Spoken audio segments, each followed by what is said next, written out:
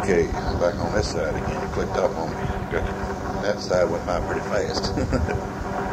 Alright, what happened was he had called the police station there where we was at, but they didn't take it very seriously because we were so far away from North Carolina and Virginia.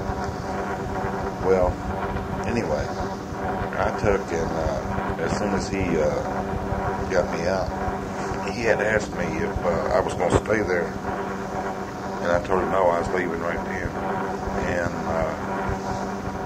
I did. I told Willie I was going to go sell some stuff, and I'd come back. I'd be back in about an hour or two, and so I took off and went up to this little second-hand place store and was selling some stuff there. I sold the stereo and the radio. I had an old bear rug I'd taken out of the cabinet. I sold that. Whatever I had, I got rid of all of it there. And of course, I didn't get but $40 for the whole lot. But hey, $40 is $40. So I came back and stopped and got me and Willie a hamburger, splurged a little bit, and came back and got Willie, and we loaded up and took off, and I'm heading towards Canada by this time. And I got all the way up to a place called Jay's Peak, and I didn't realize just how close to Canada I was at the time. At the time, I was only 7 miles from the border of Canada, and I just didn't know it. I didn't know I was that close. If I known I was that close, I would have walked across the border.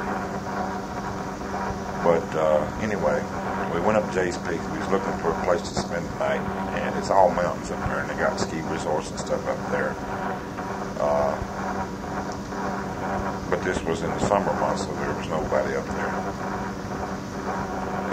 Went up there and found some places to pull off the park and get off the road, and then we went back in the woods and set up the tent. And it was storming and raining and all kinds of stuff that night. I had a real bad night. It flooded. I mean, it rained hard. But we stayed dry in the tent. Didn't have no problem. And the next morning, Willie, he was hungry, but he didn't want to eat none of the food that we had there. So I had $20 left.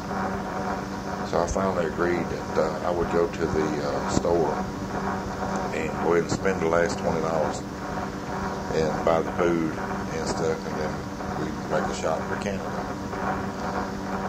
Well, I went to the store, but on my way to the store, I run in. What had happened was that the place had flooded the night before. A lot of places had flooded out, and they was keeping people out of certain areas. Well, it was something that looked like a roadblock to me. That's what it looked like, but it wasn't actually a roadblock.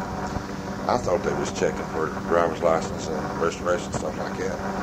But come to find out, they was just directing traffic. So I run the thing, and I knew I couldn't stop, because if I did, that'd be it. So I run it, and I looked in my rearview mirror, and I seen one of the guys go back towards his car, but he never did follow me. So I don't know. I guess maybe they thought I was either crazy or I had somebody or some family or something up in there. I don't know what happened. But anyway, I got separated from Willie. I couldn't get back to him. And I wound up, the road I was on led me right back to where we had camped the night before, where I had gotten the truck stuck. So by the time I got there, I had burned up the rest of the money on gas, and I was out. I mean, I was out of money again.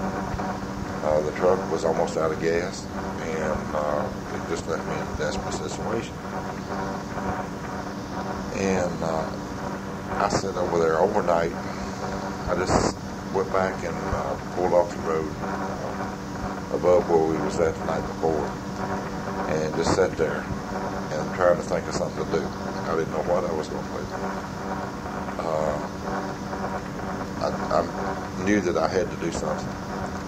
So the only thing I knew to do was rob that little gift shop. And I can remember before the next, I waited, I stayed all night there, and then the next morning, about, what was it, about 2 in the afternoon, I guess, I waited, until then to go over there. I can remember saying a little prayer before I went, asking that nobody get hurt, absolutely nobody get hurt. And we went over, I went over there, and I went in, and I went back. I knew they had a drink machine back there. And I went in and got the drink, and I went up to the counter, and I had some change, and I gave her the change to pay for the drink. And I had a hunting knife, and I had it on my side. And when she opened the cash register, I pulled the hunting knife.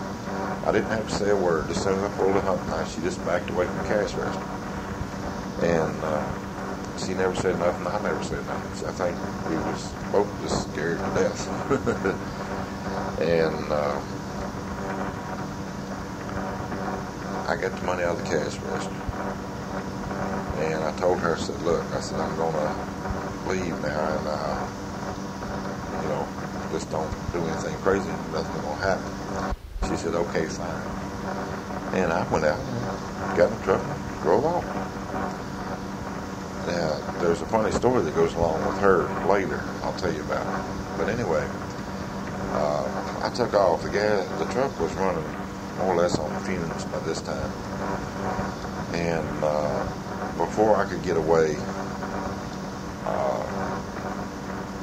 a cop pulled in behind me. And she had already given me the description of the truck. And he pulled in behind me. And when he did, I knew it was all over there. And I chased him as far as I could go. I tried my best to get away from it. That truck just wouldn't run at 85 miles an hour. And like I said, it was running on fumes then.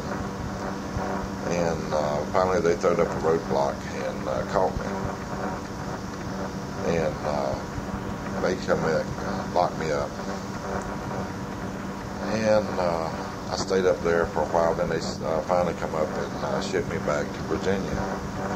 They sent the governor's plane up, Virginia governor up, his plane up, and flew me back to Virginia. Willie had, I got arrested that day, and that night he turned himself in. So, I wish he hadn't done it. I wish he'd have stayed out there. He could have got away. He could have made it. They didn't even know he was there. But anyway, he did, and that's what happened. And we came back to Virginia. I found out later from one of the church people who had retraced my steps that he went back to that gift shop that I robbed, and the lady had put a neon sign out in front of the gift shop that said, Lem Tuggle has stopped here. Because that was just, it was a big thing for her mom. And she was telling him how nice it was, that it was the nicest she'd ever been robbed, because I didn't try to tear up anything.